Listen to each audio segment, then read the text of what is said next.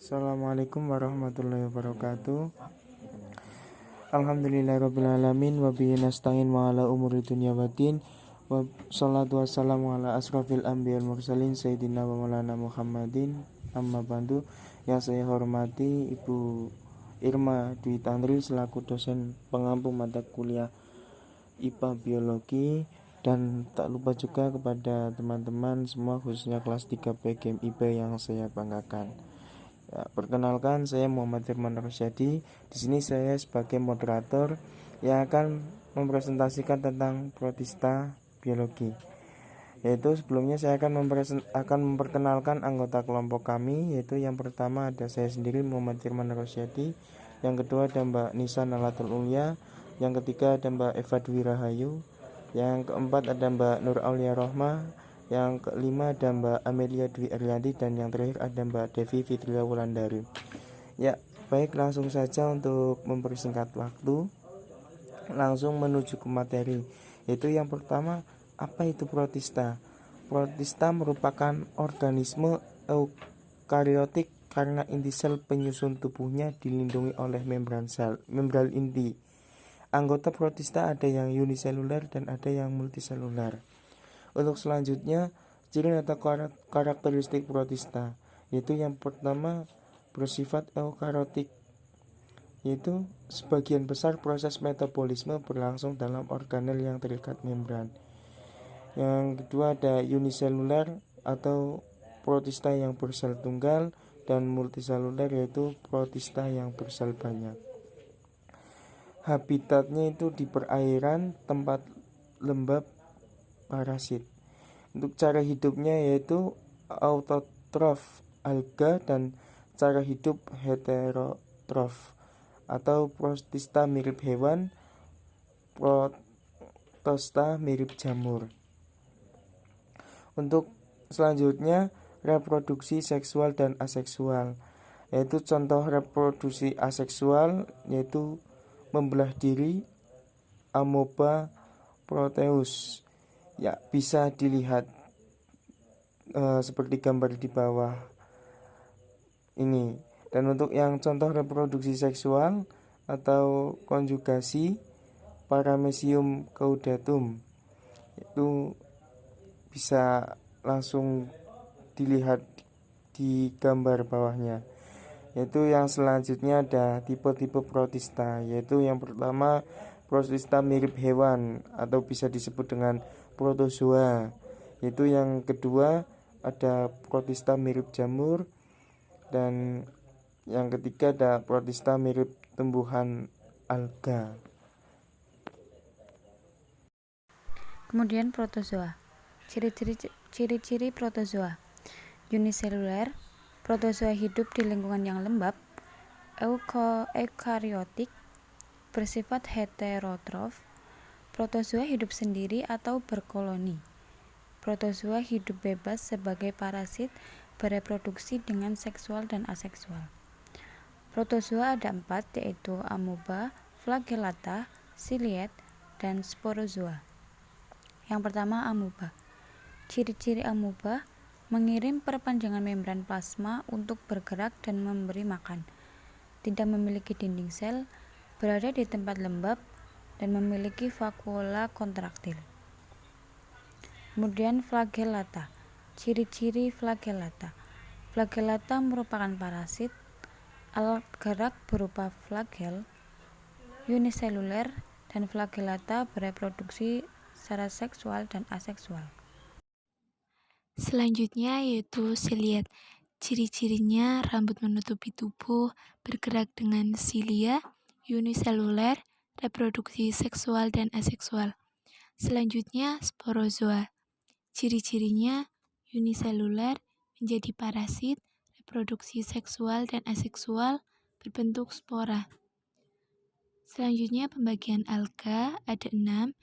Yang pertama Euglenopitta. Ciri-cirinya memiliki klorofil dan berfotosintesis, tidak memiliki dinding sel, memiliki flagel untuk bergerak. Selanjutnya yaitu diatom. Ciri-cirinya melakukan fotosintesis, uniseluler, memiliki cangkang, memiliki klorofil dan berpigmen, reproduksi seksual dan aseksual. Dinoflagellata. Ciri-ciri Dinoflagellata yang pertama, hidup di air asin. Yang kedua, menghasilkan racun. Kemudian alga merah. Ciri-ciri alga merah antara lain 1. Memiliki beberapa pigmen fotosintesis yang menyerap cahaya hijau, ungu, dan biru. Yang kedua, multiseluler. Dan yang ketiga, di perairan. Kemudian alga coklat. Ciri-ciri alga coklat antara lain yang pertama, multiseluler, yang kedua, hidup di air laut sejuk, dan yang ketiga, memiliki kantung udara panjang sampai 60 meter. Kemudian alga hijau. Ciri-ciri alga hijau antara lain 1. Hidup di air tawar, yang kedua, uniseluler dan multiseluler, yang ketiga, hidup berkoloni, dan yang keempat, memiliki flagel, dan yang kelima, reproduksi seksual dan aseksual. Kemudian protista mirip jamur. Ciri-ciri protista mirip jamur antara lain 1. Heterotrof, 2. Menguraikan bahan organik untuk makan, dan yang ketiga di tempat lembab. Kemudian pembagian protista mirip jamur. Ada jamur air dan jamur lendir. Jamur air, ciri-ciri jamur air. Mengandung air, hidup sebagai parasit, dan reproduksi seksual dan aseksual. Jamur lendir. Ciri-ciri jamur lendir berwarna indah, di tempat lembab, memiliki protoplasma tanpa dinding sel seperti amuba, reproduksi seksual dan aseksual. Struktur protista. 1. Membran sel. Membran sel ini memiliki fungsi yang cukup penting, yaitu melindungi dan menjadi bagian yang mengatur makanan dan gas. 2. Sitoplasma. 3. Vakuola makanan. Vakuola makanan di dalam hal ini memiliki fungsi sebagai pencernaan makanan. 4. Vakuola kontraktil. Vakuola kontraktil ini memiliki suatu fungsi untuk mengeluarkan sisa-sisa makanan. Yang kelima, inti sel. Inti sel ini memiliki fungsi ialah sebagai aktivasi yang akan digunakan pada sel tersebut. Sistem reproduksi protista. Secara aseksual dan aseksual. Adaptasi protista. Adaptasi protozoa. Protozoa banyak ditemukan di lingkungan yang lembab. Protozoa memakan organisme lain atau bahan organik mati. Protozoa bersifat heterotrof. Kemudian adaptasi alga. Alga ialah protista yang berfotosintesis. Alga bisa bersifat uniseluler seperti fitoplankton dan multiseluler seperti rumput laut. Alga hidup berkoloni seperti alga hijau. Koloni adalah sekelompok sel yang hidup bersama dalam hubungan yang erat. Alga bereproduksi dengan seksual dan aseksual. Kemudian adaptasi jamur lendir. Jamur lendir memiliki siklus hidup yang berbeda dari plasmodial jamur lendir. Jamur lendir memberi makan, tumbuh, dan membelah dengan pembelahan sel. Jamur lendir bersifat multiseluler. Jamur lendir hidup di air atau di tempat yang lembab. Jamur lendir memakan organisme mati dan parasit tanaman. Kemudian peranan protista bagi kehidupan. Peran menguntungkan, antara lain 1. Fosil foramifera digunakan untuk mendeteksi keberadaan minyak bumi. Yang kedua, Entamoeba coli di usus besar manusia bermanfaat untuk membusukkan sisa makanan dan menyintesis vitamin K.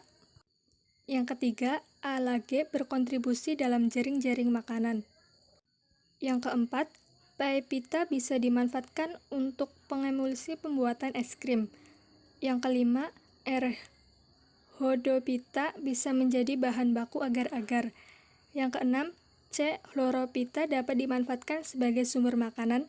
Yang ketujuh, B. Achylarophyta berguna untuk membentuk tanah diatom. Kemudian, peran merugikan, antara lain 1. Entamoeba histolistisa hidup sebagai parasit di usus besar manusia dan menyebabkan diare.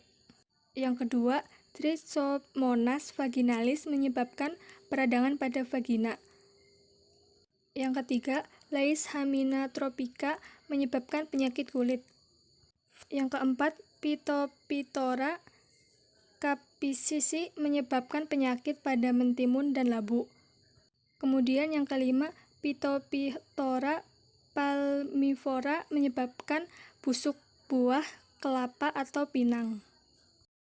Ya, baik, mungkin itu saja yang dapat kami sampaikan. Kurang lebihnya mohon maaf. Sekian dari kelompok kami. Wabillahi taufiq wal hidayah. Wassalamualaikum warahmatullahi wabarakatuh.